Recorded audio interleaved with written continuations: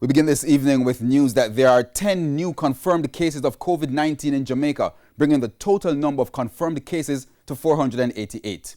The 10 new cases include a 4-year-old, while another person has recovered from the disease, bringing the total number of recoveries to 58. The ministry says it has tested 421 samples in the last 24 hours. A total of 6,417 samples have been tested to date. While as the number of cases increase, so too are the number of measures to contain the spread of COVID-19. This time in St. Mary, where the authorities have quarantined 3 communities in the northeastern section of the parish. Residents in Enfield, Dover and Nottoway woke up to the presence of the military patrolling streets and restricting movements. Hours later, the authorities revealed that 13 of 16 cases in St. Mary were from the communities and free movement could push the numbers higher. Anthony Lugg went to the parish and filed this report.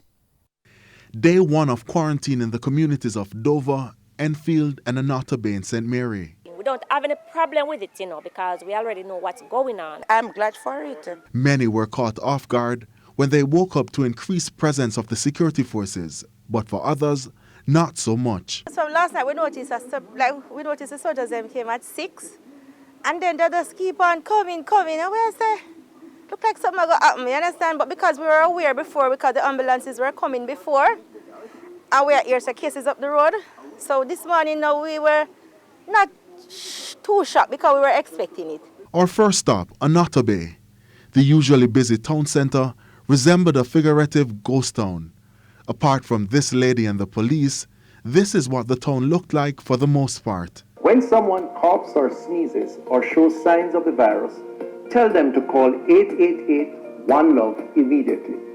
Over in Enfield, a community we're told is among the largest in the Nottoway area, public health workers were on the ground, moving from house to house. Some carried out temperature checks, while others documented key details about members of the household. I lock up in a house because I have too much complicated sickness. So I stay in as much as possible. As members of the security forces held their posts, most residents stayed inside. However, some tried to get a glimpse of what was happening on the streets. Others waited patiently to be assessed by health workers. It's less than 24 hours since the quarantine was imposed, but patience is already running out. That's because grocery stores, corner shops, and others have been ordered closed. We're going to starve because we don't have anything at all in the house. Nothing at all, because this take us sudden. The Health Ministry in a release today said its investigations show that there was considerable movement of the affected persons, which has increased the risk of exposure to all persons in the communities. Me not think they know better. More than say they don't know better. And they don't maybe think it's all that serious. I just figure that. And you have few people who kind of their head partners so good night and they're hard for control.